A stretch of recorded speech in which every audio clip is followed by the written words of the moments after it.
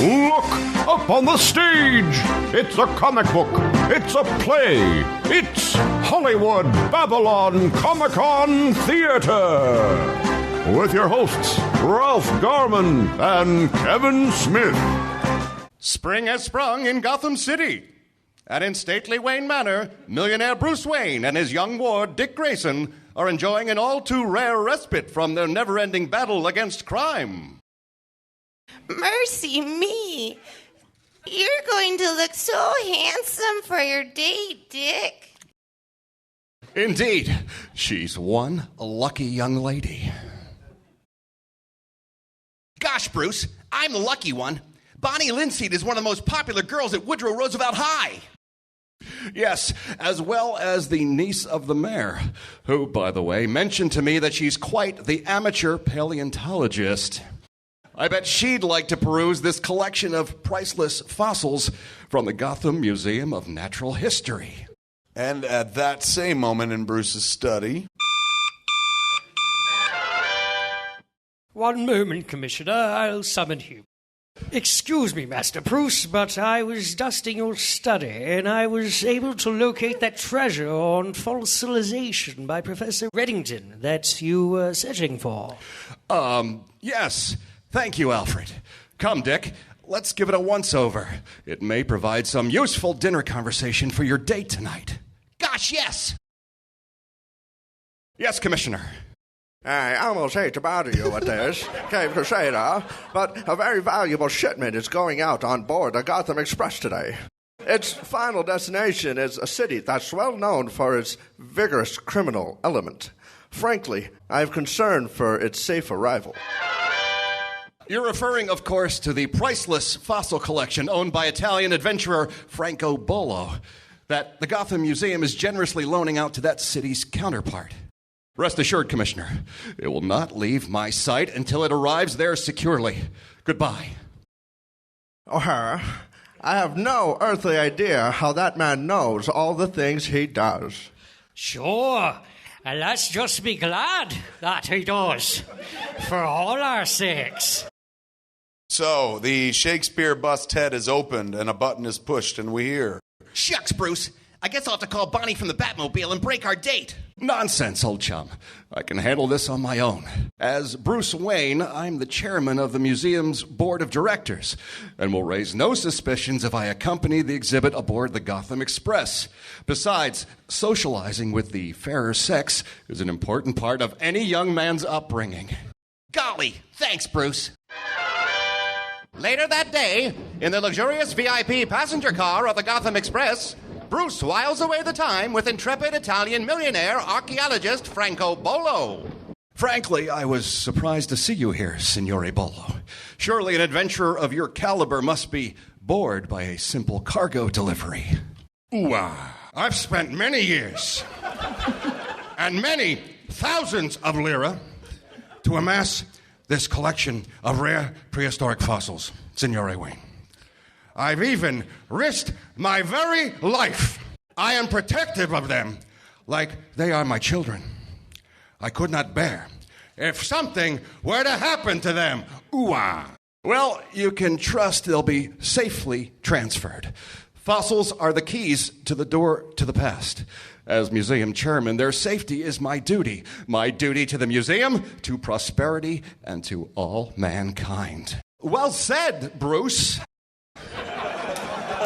I guess that passion is why you aced our natural history class in school. Britt, good to see you, old friend. You too, Bruce. You remember Cato. Of course, Senor Bolo, allow me to introduce Britt Reed, publisher of the Daily Sentinel, and his valet, Cato. Passiere, Signore Reed. What brings you aboard the Gotham Express, Britt?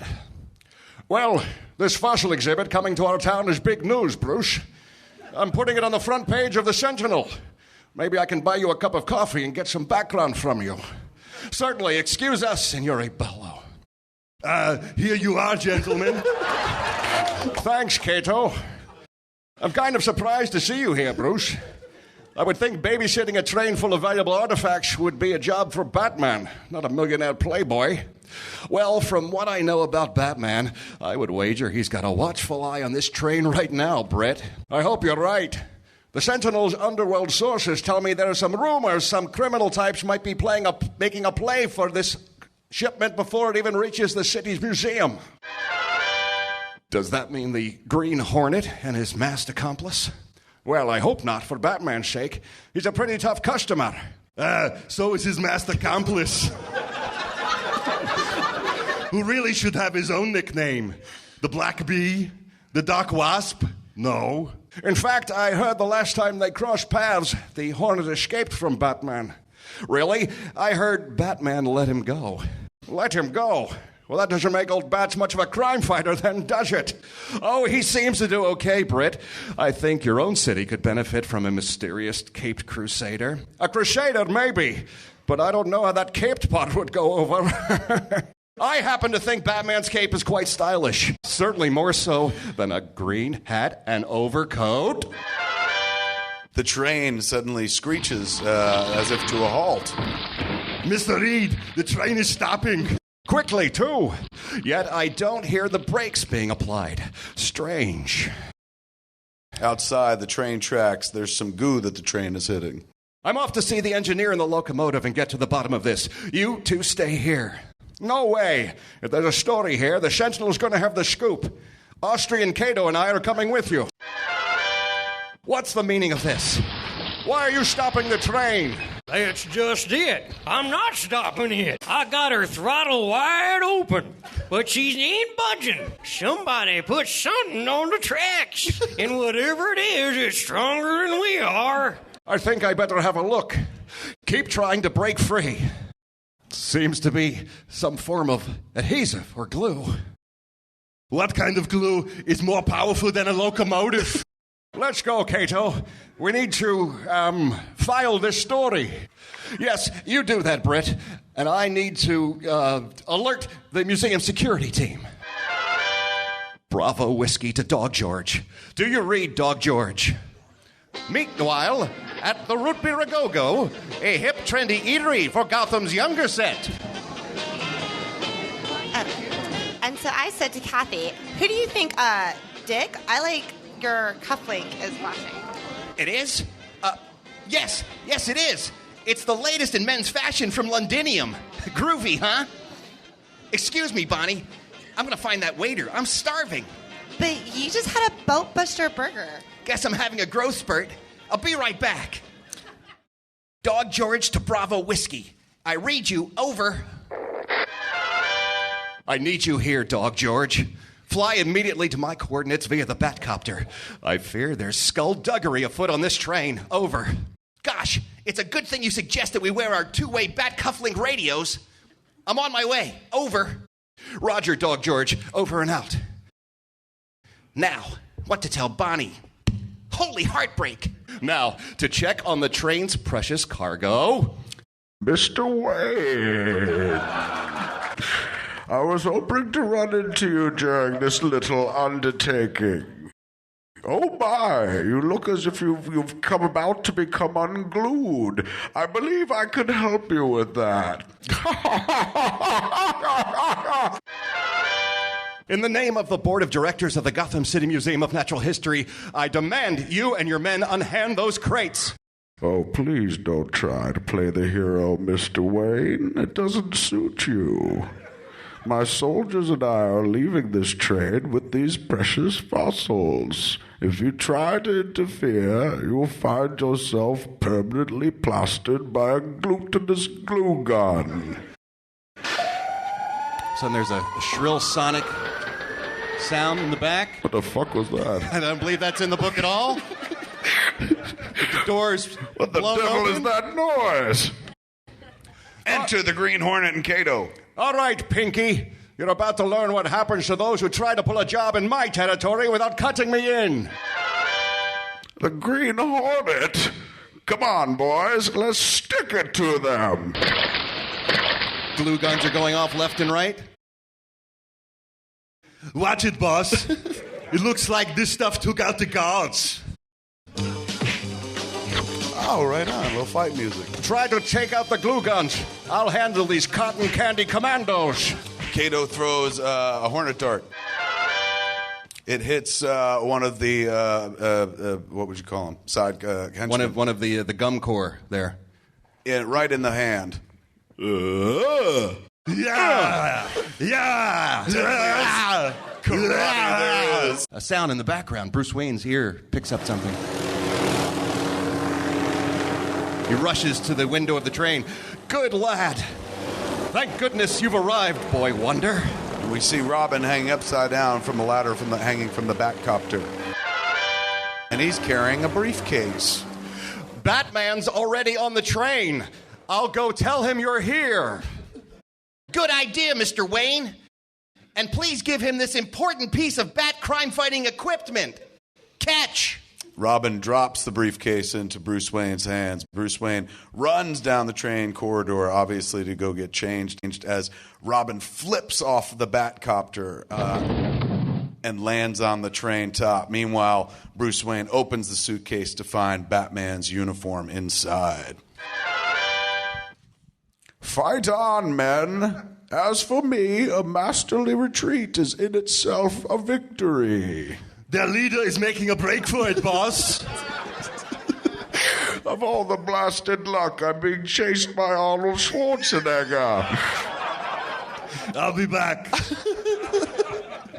Those interloping insects are ruining everything. I think he'll find his luck just got twice as bad, eh, Robin? Gosh, yes, Batman. It's all over, you pasty-faced pillager. Batman and Robin, if you'll excuse me, I think this is my stop. It looks more like the end of the line to me, Colonel Gum. Gum? You figured it out too, eh, Hornet? Holy amnesia. My memory may not be as good as yours, Batman, but I remember Colonel Gum, and he didn't look like that. Yes, his appearance has changed, Robin, but no villain would recognize us, Bruce Wayne, and the Hornet, his companion, unless, of course, he had had a run-in with all of them before. And only one man has. Very clever, Caped Cretin. But the boy wonder is right as well. You see, the man who stands before you is no longer Colonel Gum. You see, upon my recent release from Gotham Penitentiary, I set out to create the world's most powerful adhesive. A glue so strong that nothing could break its bond. Nothing, of course, except for my own patented super instant glue gun formula. Patent pending. Unfortunately, as I got ever closer to my genius moment of criminal achievement, I'd concocted a version of the paste that was a touch too volatile. Boom! Sadly, this particular batch of gum glue was so potent, nothing could remove it. Not even my own super solvent. The adhesive had bonded to my skin permanently. Since I had been irreparably wounded while in the service of a glorious criminal campaign, it seemed a battlefield promotion was in order. Colonel Gum was no more. From that moment on, I would be General Gum. Oh, that hurt. You poor devil! Surrender now, and I promise you'll receive treatment from the finest medical minds. We'll find a way to reverse your tragic condition. Save your pity, you cowed clod. For now I'm unstoppable. You see, in time I did manage to perfect my glue formula, which is most unfortunate for you fools. And the glue gun goes squirt, squirt, squirt, and it attaches Batman's feet, Robin's feet, to the top of the train. And then General Gum turns and shoots the feet of the Green Hornet, who's wearing blue in the spring, and the feet of Kato as well, attaching them to the train. And as he departs from the top of the train, which is still not moving, as we all recall, General Gum says, "Goodbye, my feckless foursome. This gunk is as strong as steel. Holy epoxy! And while my gum cores loads our hard-earned reward into the trunk, I will lend the engineer a hand and get this train rolling again. Gum takes his adhesive gum glued glue gun, and takes the glue off the tracks. Train is now back in motion. As General Gum continues and finishes by saying, right into that tunnel up ahead, which will turn you from masked meddlers into masked mush. Oh, fuck. Boss, the tunnel is closing in. Batman, we'll never get loose in time. Has the Prince of Pace doomed the dynamic duo? Will the Master of Mucilage squash the Green Hornet and Kato like bugs? One thing's for sure, the worst is yet to come. Give it up for Ralph Garman, everybody. End of issue 1 of Batman 66 Meets the Green Hornet. Give it up for our cast that helped us out right here. Debbie, what's your name? Houston Huddleston. Houston? Great job, man. And? Chris Ramos. Chris, thank you so much, guys. Thanks for helping us out. Appreciate it.